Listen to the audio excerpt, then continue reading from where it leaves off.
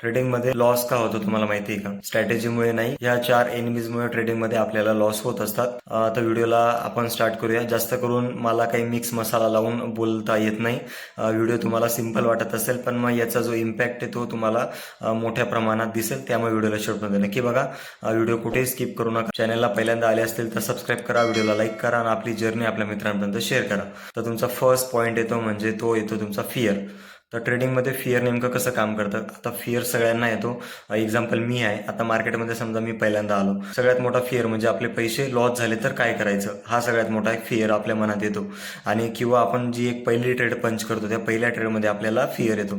आता मार्केटमध्ये फिअर येणं साहजिकच आहे, सगळ्यांना फिअर येतोच. कारण जे आपले रिअल पैसे आपण कष्टाने कमवतो ते पैसे लॉस गेले तर आपल्याला फिअर येणार. पण याचा पण तर विचार करा की मार्केटमध्ये आपले पैसे जाऊ शकतात, पण मार्केट आपल्याला एक ऑपॉर्च्युनिटी पण तर देत आहे ना. जसं आता मी एक्सपेरिमेंट चालू केलाय, 1,000 रुपये लॉस होतोय. त्या लॉसचा मी अगर विचार केला तर जे मार्केटकडनं 2-3 हजार रुपये येतात ते कुठे जातील? मार्केट आपले 1,000 रुपये घेतो, पण मग आपल्याला ऑपॉर्च्युनिटी पण तर देतो ना की तुम्ही मार्केटमध्ये 2,000 रुपये प्रॉफिट काढा किंवा 3,000 रुपये प्रॉफिट काढा. तर फिअरचं सोल्युशन कसं करायचं? सिंपल गोष्ट आहे. मार्केटमध्ये एक कॅपिटल आणा. एक्झाम्पल आपण जसं 50,000 आणलं, त्या 50,000ला पहिले तर प्रोबॅबिलिटी माइंडसेटने आणा. म्हणजे 50,000 आपल्याला 50 दिवस पुरले पाहिजे. म्हणजे जो आपल्या मनातला जो फिअर आहे तो तुमचा दूर होईल. आणि जेव्हा बी तुम्ही प्रॉफिट करताय, एक्झाम्पल जशी आपण फर्स्ट ट्रेड प्लॅन केली, त्याच्यामध्ये समजा आपण 1,000चा लॉस देतो तर त्याच्यामध्ये 2,000चा टार्गेट ठेवा.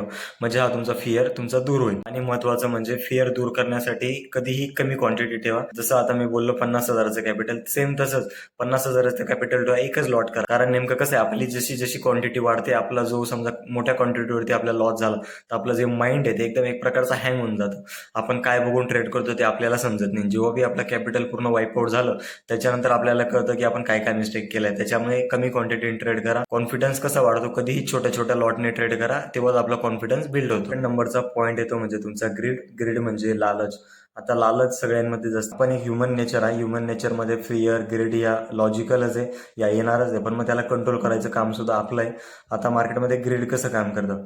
एक्झाम्पल आता तुम्ही पहिली ट्रेड घेतली, पहिल्या ट्रेडमध्ये आपलं टार्गेट आहे 2,000चं, पण समजा मार्केटची ट्रेड होल्ड आहे, आपल्याला 2,000 रुपये प्रॉफिट दिसतंय, पण आपण ती पोझिशन एक्झिट करत नाही. का बरं? आपल्यामध्ये ग्रीड आहे की 2,000चे मला 2,200 पाहिजे, 2,500 रुपये पाहिजे.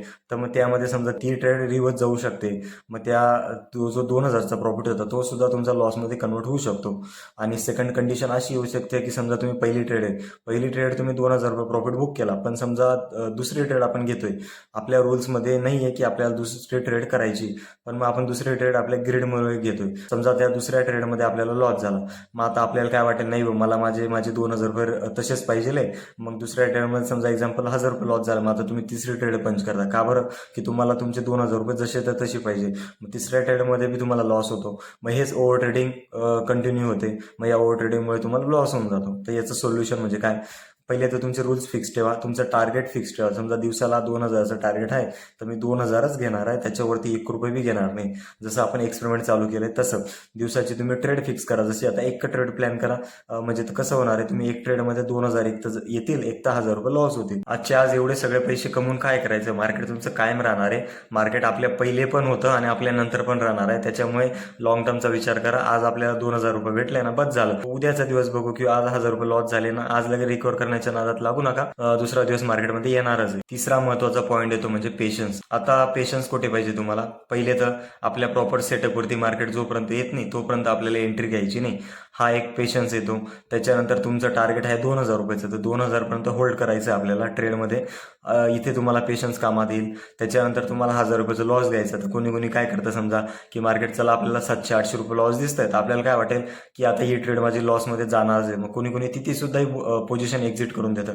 मी स्टार्टिंगला तसंच करायचो. आणि मार्केट काय करतं, 900 रुपये लॉसपर्यंत बी येऊन तुमचं प्रॉफिटमध्ये निघून जाईल. हे तुमचं पेशन्स असं काम करतं. फोमोमध्ये एंट्री घेऊ नका, आपल्या प्रॉपर सेटअपचा वेट करा. पेशन्स पाहिजे आपल्याला पूर्ण या लॉंग टर्मच्या प्रोसेसला, की जसं आपल्याला 1,000 रुपये लॉस घ्यायचा, 2,000 रुपये टार्गेट घ्यायचा आहे, दिवसाला एक ट्रेड प्लॅन करायची. या सगळ्या एक लॉंग टर्मची जर्नी. ट्रेडिंग एक स्पिरिट नाही, ट्रेडिंग एक मॅरेथॉन आहे. म्हणजे आपल्याला लॉंग टर्म चालवायची, फक्त आपल्याला कॅपिटल कंपाऊंड करायचं आहे. तर या सगळ्या गोष्टींसाठी पेशन्स खूप महत्वाचा आहे, त्याच्यामुळे पेशन्स असू द्या. लास्टचा पॉईंट येतो तो म्हणजे डिसिप्लिन. सगळ्यात महत्वाचा पॉईंट म्हणजे तुमचा डिसिप्लिन येतो.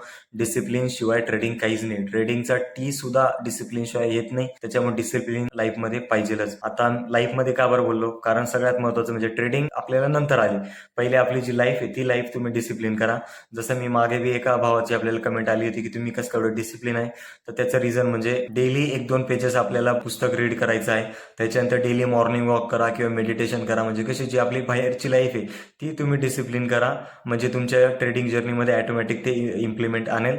आणि डिसिप्लिन तुम्हाला कुठे पाहिजे, आता मी स्टार्टिंगपासून सगळे पॉईंट बोललो, फिअर, ग्रीड, पेशन्स आणि लास्टचा पॉईंट आहे तुमचा डिसिप्लिन. आता डिसिप्लिन सगळ्या गोष्टीत आहे. जिथे आपल्याला 1000 रुपयाचा लॉस घ्यायचा तो आपला एक रूल आहे.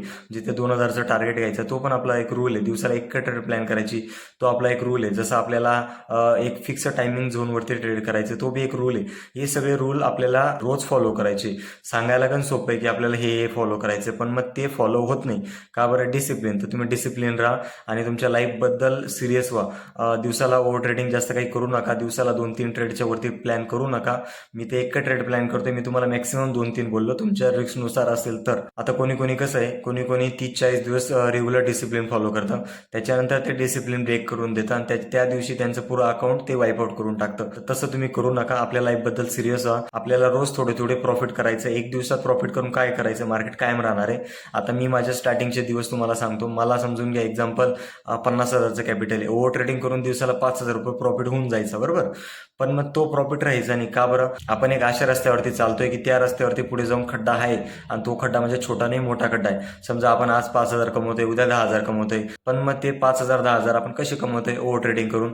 त्यामुळे ओव्हर ट्रेडिंग करू नका. लास्टला तो तुम्हाला लॉसच देणार आहे. आपला जो प्रॉफिट कमवू आपण तोही जाणार आहे, आपलं कॅपिटलही जाणार आहे, आपला वेळही वाया जाणार आहे, आपली जी मेंटल हेल्थ आहे ती सुद्धा खराब होणार आहे. त्यामुळे आजच ते कंट्रोल करा आणि रोज छोटे प्रॉफिट घ्या. तर बस आजच्या व्हिडिओमध्ये एवढंच. व्हिडिओ आवडला तर व्हिडिओला लाईक करा, चॅनलला सबस्क्राईब करा आणि आपली जर्नी आपल्या मित्रांपर्यंत शेअर करा.